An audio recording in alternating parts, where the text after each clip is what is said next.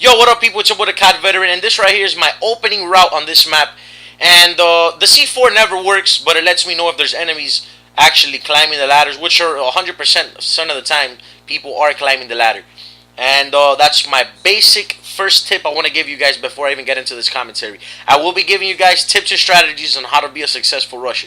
But other than that, rushing routes. You want to make sure you have a plan on every map as to start off the game. I can't implement this enough. If you guys can tell, I picked up that guy. He was flanking my teammates. That guy could have killed 2 or 3 people before they died. And it led me to getting behind the enemies. And that bouncing Betty right there gave off their position. And that guy dropped down and I heard his footsteps. That's another factor in this game. You want to make sure you have the advantage over your teammates. And what better advantage than hearing their footsteps. With the new update, they added a counter to dead silence. If you guys did not know that, just so you could know. And dead silence is no longer silent if the enemy or the guy facing you has Syrah Pro. He will hear you. And there's another tip I would like to give you guys towards that. A great combo and my main class now is Sleight of Hand, Assassin, Dead Silence with Specialist. And as my first unlock, you want to make sure... Oh, I get extremely lucky right here. And a C4 fail. But I get extremely lucky. And you want to make sure you have Syrah Pro as your first unlock. And I pushed forward here. That was a bad decision. And I paid for it by getting killed by the camping sniper. And if you can't tell, listen to his footsteps. And he did have Dead Silence Pro. And this is the first time I noticed. This is the first game I played after the update on Syrah Pro. So that's why I watched the kill cam. Because I knew he killed me from there. But I was like, damn, I heard his footsteps. How come I heard his footsteps and it says Dead Silence? And this is when I noticed. And those are my main tips for now, and that's my main class, and I strongly suggest you guys give it a try. Make sure you do have a headset while you're using this class. And another tip I want to give you guys is the mini-map. You want to make sure you strongly study the mini-map while you're in-game. I noticed my entire team is camping on the left side of A, or to my left right here. So I know the enemy is going to be pushing from my right side and spawning at A. Another example. And if you can't tell, this guy right here was head glitching right there. So I decided to drop back. I could have countered him and climbed the ladder, but I wanted to play it safe. And I noticed I heard guys coming from behind me, and this guy was shooting chickens. That's a major tip. Do not shoot chickens in Call of Duty. It will get you killed, especially without a silencer. And right here, this guy, I noticed this guy was a camper. This is the same guy the whole match. He's always camping. So I decided to drop back. He did pull out FMGs, and thank God I dropped back. And this is another great tip that I'm going to give you guys. If you notice your teammates are camping, like right there, you could replay it after I'm done talking. That guy shot my teammate, and I noticed my entire team was upstairs. Just by looking at the mini-map and noticing that one of them died, I knew that guy flanked him, came downstairs, so I decided to pre-aim before he even turned the corner, and it helped. You always want to study the mini-map, and it will prove successful. And another great tip is you don't want to pull the enemies towards you. If you can use your your teammates, sorry about that, your teammates as shield, you want to make sure you do. You want to avenge their deaths and try to kill them when they are not looking at you. Try not to pick fights, gunfights in this game. That's what I try doing. If you can't tell, there's not a lot of guys that are shooting at me while I'm shooting at them. You see, those are great examples. Just from sound whoring and basic team positioning, I know where the enemies are going to be coming, and I know the ways to flank them. If you can't tell, this guy, same sniper. Stop camping, buddy.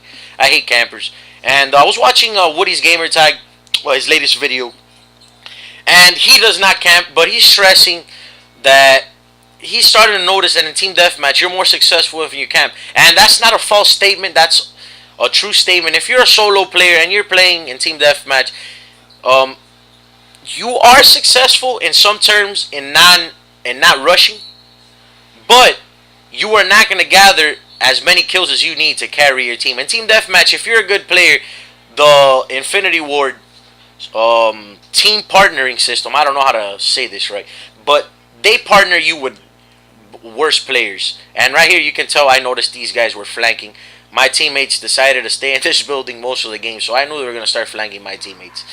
But you are more successful. You're going to gather 15 kills, 4 deaths, but sometimes that's not enough to get a win in Team Deathmatch. And I do not suggest you guys camp. You want to make sure you make successful routes. You pick your gunfights, ladies and gentlemen. If you can tell, there still hasn't been one guy to shoot me when I shoot my gun. I'm always killing them from behind, And now that they implemented this new dead silence counter with Syrup, I'm gonna be rushing even more.